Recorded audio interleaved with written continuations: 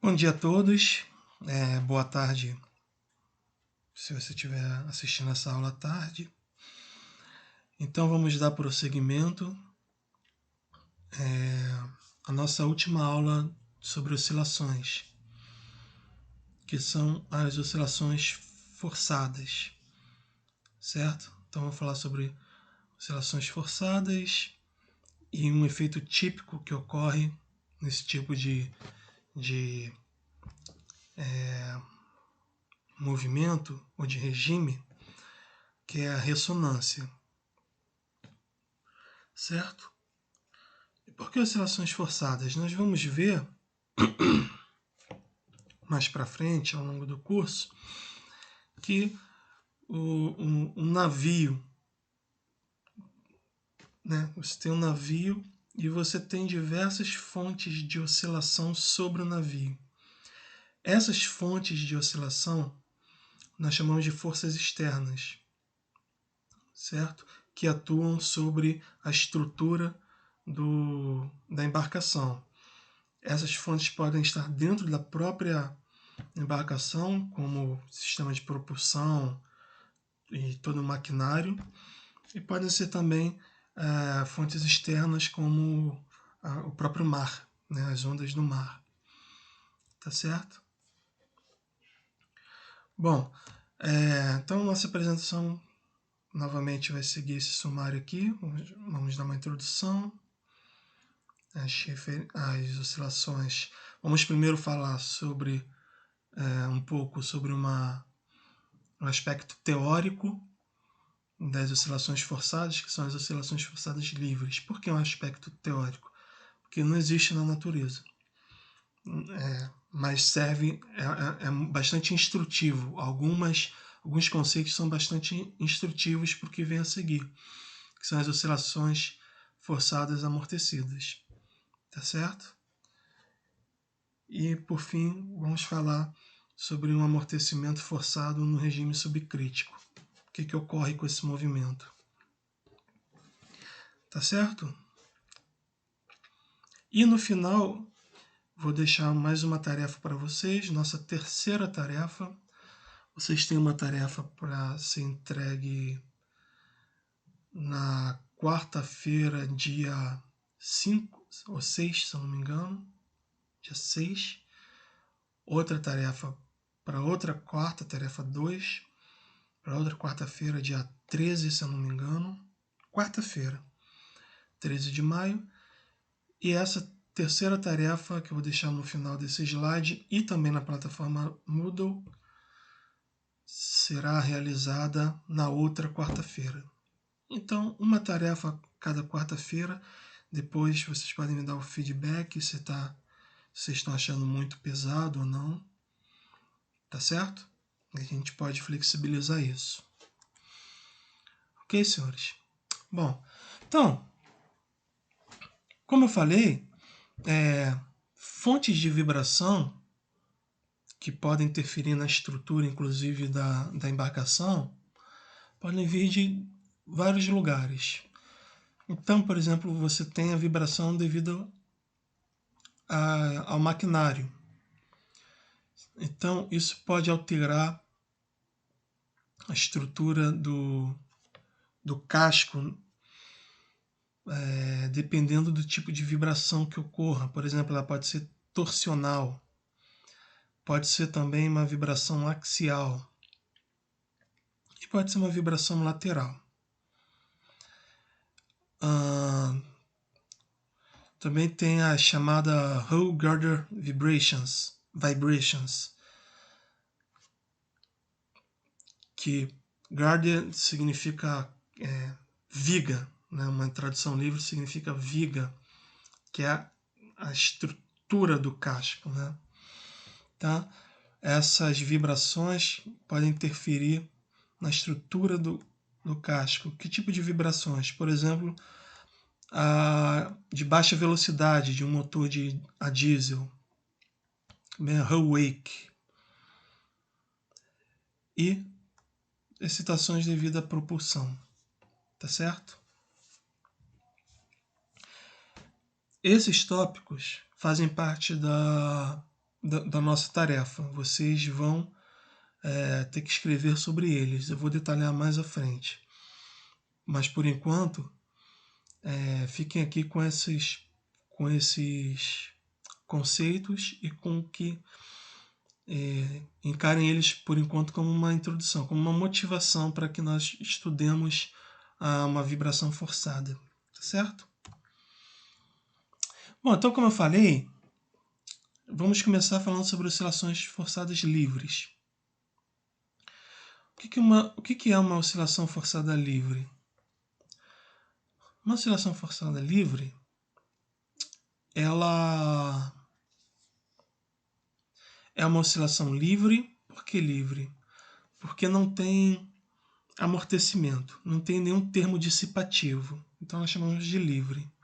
Então, se vocês olharem para a equação diferencial, ela é bem parecida com a nossa EDO da aula 1. Só que agora a gente introduz um termo adicional. Esse termo, então, é uma força periódica externa. Tá certo? Por que externa? Porque ela é diferente. Você tem o seu sistema que pode vibrar com uma dada frequência e você tem uma força que está fora do seu sistema. Quem poderia ser o meu sistema nesse caso? Poderia ser o casco do navio. E tudo que é externo, as máquinas, a propulsão, o mar, tudo que é externo então pode atuar sobre o casco, certo? Então isso aqui diz respeito ao casco, isso aqui diz respeito a todos esses agentes externos, tá certo? Em geral, esses agentes eles atuam com uma força periódica. Então essa força periódica a gente pode simplificá-la escrevendo dessa forma aqui. Sempre que você tem algo periódico, você pode escrever como um cosseno. Mas, mestre, toda força periódica necessariamente vai ter a forma de um cosseno? Não, mas se vocês se lembrarem bem da penúltima, ou antepenúltima aula que nós tivemos de oscilações, vocês vão ver que eu sempre posso reproduzir qualquer força ou qualquer função com uma soma de senos e cossenos através da nossa famosa série de Fourier, tá certo? Então aqui, para simplificar, nós pegamos um termo, mas nós podemos somar diversos termos desses e nós estaremos reproduzindo qualquer tipo de força. Isso do ponto de vista matemático, certo? E do ponto de vista físico também. Ok? Então nós pegamos o exemplo mais simples, que é um cosseno, tá certo? E ao adicionar essa força externa, então, nós temos uma nova equação diferencial. Ela vai continuar sendo, lembre-se das outras aulas, uma equação diferencial, por causa das derivadas, ordinária, porque só aparece uma função aqui, que é uma variável independente, que é o tempo. O outro caso seria uma equação diferencial parcial, onde entrariam as derivadas parciais. E quando que aparecem as derivadas parciais? Quando a sua função ela depende de mais do que uma variável, certo? Nós vamos falar um pouco sobre isso quando entrarmos na próxima aula em ondas. Falarmos sobre ondas, tá certo? Mas por enquanto ficamos com a EDO. Inhomogênea. Por que ela é inhomogênea? Porque aqui não é mais igual a zero, mas é igual a uma força externa, periódica. Ok? Então, qual é a solução de uma equação diferencial inhomogênea? Vocês devem ter aprendido na disciplina de cálculo que a solução geral ela é uma soma da solução da equação homogênea mais associada a uma solução particular que diz respeito a essa força aqui, externa. Tá certo? Então, como a gente procura uma solução particular? como ela é periódica, a gente pode introduzir uma função, uma exponencial complexa. Por que uma exponencial complexa? Como eu falei em outras aulas, a exponencial complexa, ela reproduz uma oscilação, tá certo? Então, tudo que é e elevado a i de complexo, qualquer outro termo, isso representa uma oscilação. É uma outra forma de você representar, por exemplo, cosseno e seno. Tá certo? E por que essa forma é melhor? Porque assim fica mais direto. Porque quando eu derivo a exponencial, o que está na frente do argumento, ele cai. Certo? Então fica mais direto resolver determinadas equações diferenciais. É por isso que eu uso a exponencial.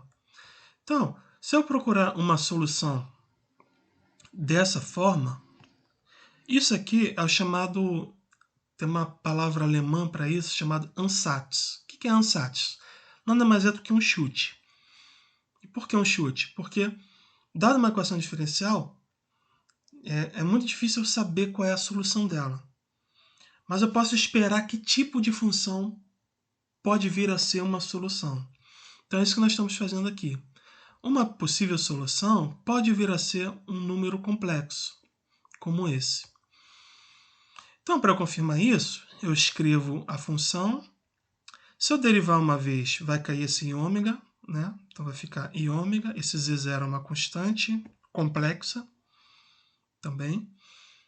E esse termo continua. Se eu derivar duas vezes, então vai cair de novo i ômega. I vezes i é i ao quadrado, que é igual a menos 1. Então aparece esse menos aqui. Como cair um outro ômega fica ao quadrado. Eu repito esse termo aqui. Tá certo? Então agora, se eu somar a derivada segunda dessa função, que eu estou supondo que seja a solução, se eu somar a derivada segunda, se eu pegar cada um desses termos aqui, nesse caso esse termo não vai aparecer, e jogar na equação diferencial, o que nós vamos ter? Nós vamos ter essa função aqui. Essa equação, desculpa. Mestre, de onde veio essa equação? Veio daqui, ó. Veio daqui, ó. Troca isso aqui por z, certo? Derivada segunda de z nós mostramos que é isso. Então, quando eu trocar aqui, vai ficar menos ômega ao quadrado, z0 é elevado a i ômega t, mais ômega zero ao quadrado, e quem é esse cara? É z0 e ômega t. Então, eu boto o z0 e ômega t em evidência, e o que eu vou ter? Esse ômega zero aqui, que está positivo, menos esse ômega aqui, que está negativo. Certo? Isso é a matemática da coisa. Isso vai ser igual, então, a esse termo externo. Isso é a matemática da coisa. Qual é a física?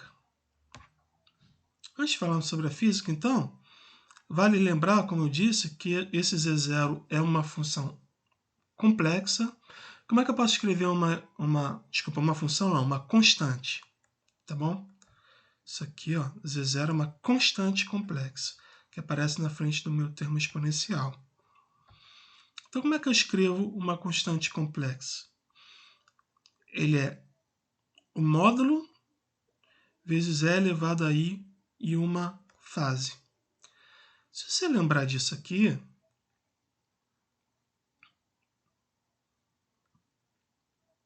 você teve números complexos no ensino médio, você vai lembrar disso. Aquele r é elevado a i, não sei se chamava de θ ou algo do tipo.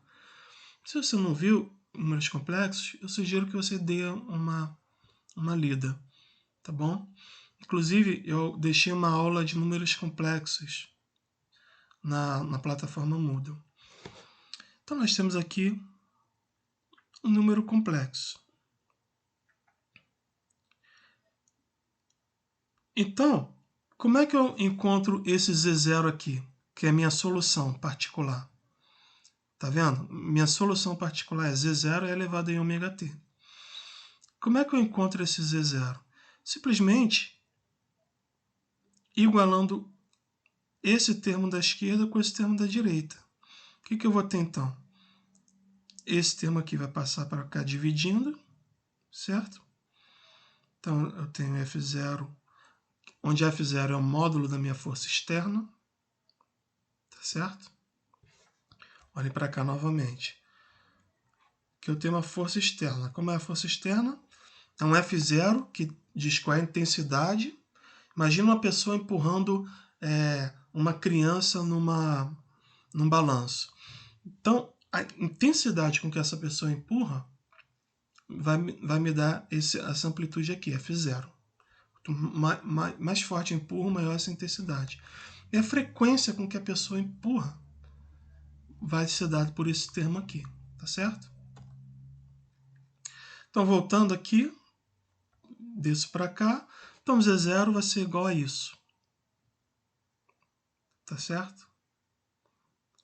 Então, o que vai ser minha solução? Minha solução vai ser F0 sobre m, ômega 0 ao quadrado, menos ômega ao quadrado, vezes E elevado a I ômega t. Beleza? Então, aqui está uma representação do que acontece, de como essa função aqui se comporta. Então, agora, vem uma parte importante para vocês, tá certo? Que é o seguinte, eu vou dar só um pause aqui, porque parece que a bateria do notebook está... Bom, então retomando,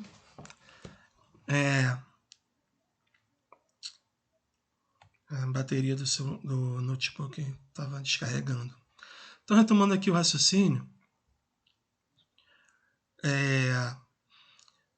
vocês notem esse comportamento aqui. Essa função aqui, essa amplitude aqui, ela depende de ômega, vocês estão vendo? E quem é ômega? Ômega, ela é a frequência com que a força externa está atuando. Quem é ômega zero? Ômega zero é a frequência com que o meu objeto, no caso, por exemplo, o casco do navio, gosta de oscilar. Ou seja, é a chamada frequência natural de oscilação dele. E de que depende esse ômega zero? Depende de K e da massa. Né? Se lembram que ômega zero é K sobre M. Então, cada casco, cada material vai ter o seu K e vai ter o seu M também. Certo? Porém, esse ômega aqui, sem ser o ômega zero, o outro ômega, ele não. Ele pode variar o tempo todo. Depende, a força externa ela pode atuar, ela pode variar o tempo todo. Já o ômega zero não. Uma vez que você tem uma estrutura qualquer, vamos dizer um casco, o ômega zero é fixo para aquela estrutura. Tá certo? Então, considerando isso aqui fixo, isso aqui variando, olha o que acontece. Para um dado valor desse ômega, essa função explode, ela vai para o infinito, porque esse denominador vira zero. Que valor é esse? Esse valor é o valor quando o ômega se aproxima ou é igual a ômega zero. Tá certo? Então essa função está correta. O que não está de correto nessa função? É que ela simplesmente não existe na vida real. Então o fato importante aqui é esse. Essa função ela não pode ocorrer na vida real. Certo? Por dois motivos. O primeiro deles é que se você começar a ter oscilações com amplitudes muito altas, acima de um determinado valor, que vai depender de caso a caso, mas o fato é que existe um limite para essas amplitudes crescerem. Passando delas, essa equação aqui não vai mais ser válida. E por que ela não vai mais ser válida? Porque essa força kx vai deixar de ser kx, vai ser outra coisa. Kx ao quadrado, kx ao cubo, você vai somando termos, ela vai deixando de ser uma força do tipo elástica ou do tipo restauradora, tá certo? Então esse regime que vocês estão vendo aqui deixa de ocorrer. O outro fator que impede que essa função aqui seja uma função da vida real é que na natureza, em todos os casos, como eu sempre tenho dito, sempre vai ter um termo de amortecimento, um termo de atrito, um termo dissipativo, tá certo? E se vocês olharem para cá, esse termo não ocorre aqui, em nenhum lugar aqui. Por quê? Isso é uma descrição teórica, tá certo? Então, esse é um fato importante que eu gostaria de compartilhar com vocês. O outro fato importante aqui é a própria ressonância em si. Ou seja, mesmo que isso aqui não seja estritamente verdade na vida real, nós vamos ver um exemplo mais real daqui a pouco, quando falarmos de oscilações forçadas amortecidas, mas mesmo assim, vocês podem reparar que algo acontece quando essa frequência das forças externas se aproxima da frequência que o casco gosta de oscilar. Frequência natural do casco. Tá certo? Quando isso acontece, é o que nós chamamos de ressonância. Tá certo? Então, ressonância. A frequência ocorre quando? Guardem isso. Ocorre quando a frequência externa se aproxima da frequência natural da sua estrutura. Sua estrutura pode ser sua embarcação, por exemplo. E, como havíamos falado, a solução geral dessa equação é um termo homogêneo, mas uma solução particular. A solução particular nós vimos que era dessa forma aqui, ó. Certo? Aqui então nós encontramos a solução particular. Olha aqui, homogêneo, mas particular. Particular qual é? É essa aqui. Tá certo? E a homogênea? Aqui era para ter algo cobrindo... Ah, tá aqui. A homogênea é eu desconsiderar esse termo inhomogêneo, essa força externa, e considerar só a oscilação harmônica simples, cuja solução nós já vimos. O que nós vamos alterar aqui um pouco, só para diferenciar, é chamar o nosso ômega, que a gente havia chamado de ômega, agora vamos chamar de ômega zero, que é um ômega fixo, nossa constante de fase, e nossa amplitude vamos chamar de B, só para diferenciar. Então, qual vai ser a solução geral? Vai ser a solução particular mais essa solução homogênea. Tá certo? Onde a solução particular. Agora, note o seguinte: nós havíamos escrito em termos complexos, né? Chamado de Z. Quem vai ser, então, a minha função real?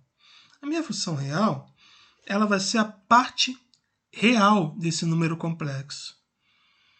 Então, como é que eu obtenho a parte real desse número complexo? Pegar a parte real de Z. Tá certo? Quem é a parte real de Z? É esse camarada aqui multiplicado pelo cosseno. O cosseno de ômega-t é a parte real da exponencial de i ômega t. Vejam na internet que e elevado a i ômega t pode ser escrito como? Isso é a fórmula de Euler. Cosseno de ômega t mais i seno de ômega t. Então, quem é a parte real do e elevado a i ômega t? É o cosseno. Quem é a parte imaginária?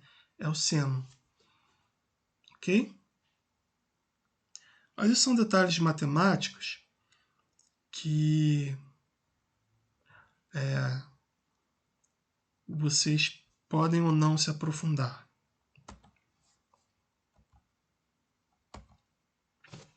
Então aqui eu plotei a minha solução geral, que vem um termo que nós chamamos de transiente e um termo que nós chamamos de estacionário. Tá certo? Termo estacionário. Opa. Transiente, termo estacionário. Então, plotando essa função, olha que interessante. Quando a força externa não oscila, ou ela é constante, ou ela é zero, seja lá como for, nós temos a nossa boa e velha oscilação harmônica simples. Tá certo? Com uma dada amplitude aqui. Isso aqui foi plotado novamente no Matemática, tá certo? Agora, à medida que a oscilação externa vai se aproximando da frequência natural, aqui eu plotei novamente com 87%, ou seja, ômega está se aproximando de ômega zero, está em 87% do seu valor. Aqui nesse caso, dessa simulação, o meu ômega zero era 4 radianos por segundo. Então aqui está em 3,5 aproximadamente. Eu já vou mostrar para vocês, em alguns segundos, uma simulação que eu fiz, tá bom? Para vocês verem em tempo real como o comportamento dessa função. Mas para ficar para registro da aula, eu separei 3 casos. Notem que a amplitude aqui já começa a crescer, mas observem que ela precisou chegar a 87% para começar a amplitude a chegar próximo da ressonância, ou pelo menos a amplitude externa, a amplitude do movimento começar a crescer um pouco.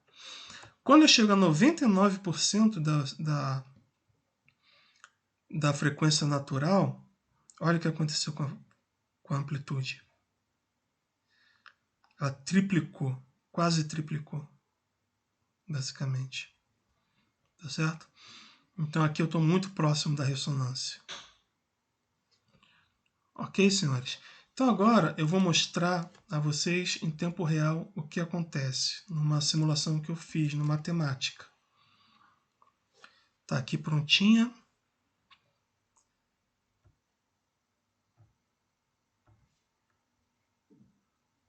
Então vamos só ver se ele vai rodar.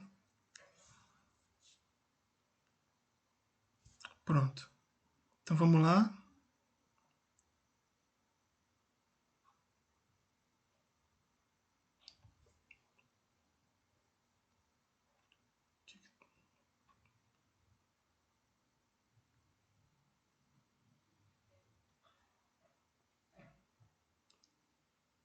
Então vou diminuir a velocidade. Então, a minha frequência natural aqui nesse movimento, deixa eu só ajeitar aqui um pouquinho. A minha frequência natural ou seja, aquele meu ômega zero é de 4 radianos por segundo, tá certo? Então, olha o que acontece com a função.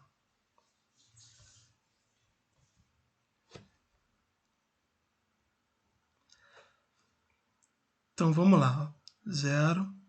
Conforme ela vai chegando próximo, aqui já está em 2. Notem a amplitude e notem aqui a escala. A escala vai mudando aqui.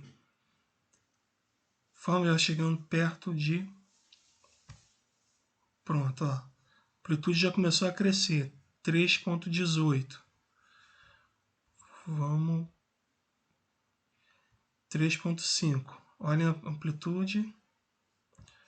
Olha como a escala já mudou. 1 estava aqui em cima, já desceu para caber no gráfico. 1,5. Aqui eu estou bem perto da ressonância. Quando chegar em 4, vamos voltar um pouquinho aqui. Quando chegar perto de 4, olha aqui para onde foi a amplitude. Para mais de 10, subiu mais de 10 vezes. Certo? Esse é o meu ômega que está variando. 4 é o meu ômega zero. E o que acontece quando eu me afasto do 4, nesse exemplo específico? ela volta a ser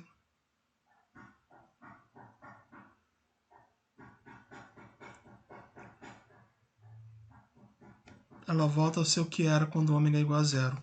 Então, ela passa por um valor onde a amplitude aumenta bastante e depois ela volta ao normal. Tá certo? Bom, agora como eu falei, contei a meia verdade para vocês. A verdade inteira é que existe um termo dissipativo no meio da história, certo? Esse termo nós chamamos de força viscosa ou força de atrito. Como já havíamos falado em oscilações amortecidas, a mesma coisa. Então, qual vai ser a diferença aqui? A diferença vai ser que agora vai aparecer esse termo aqui, dZdt. Certo? Em minha equação característica, para encontrar aquele Z0, vocês se lembram que antes isso aqui era zero. Agora, como aparece um termo que depende da velocidade, então quando eu derivar uma vez o dZdt vai cair I ômega, certo? E esse ômega vai entrar nessa equação aqui. Então o que vai ser o meu Z0 agora? Meu Z0 vai ser F0, tem um M aqui, e vai ser da mesma forma que o slide anterior, com a adição desse termo aqui devido ao amortecimento. Certo? Isso aqui por si só, esse Z0, como eu disse, é um número complexo. Certo? Então, o número complexo ele tem módulo e fase complexa. Aqui ele está escrito como um todo, como um número complexo todo, em termos livres, digamos assim. Mas dá para vocês mostrarem, e eu proponho que vocês façam isso, que eu posso então separar esse número aqui na sua parte real e sua parte complexa. Como que eu faço isso?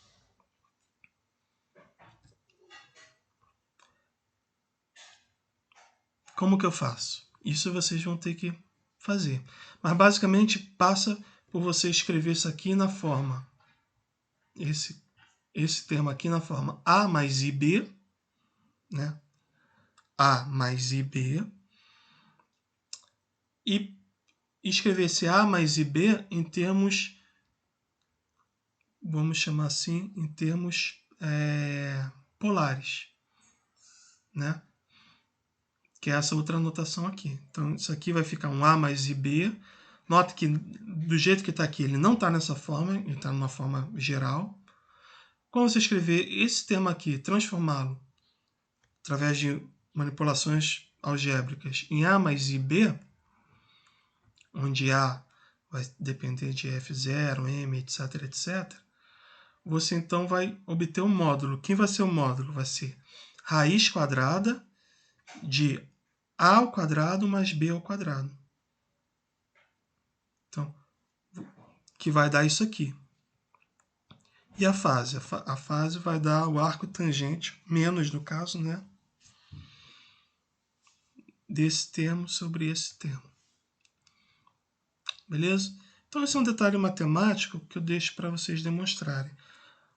O que importa de forma geral é o comportamento aqui da função. Então, se a gente pegar essa função, elevar lá ao quadrado, olha o que vai acontecer.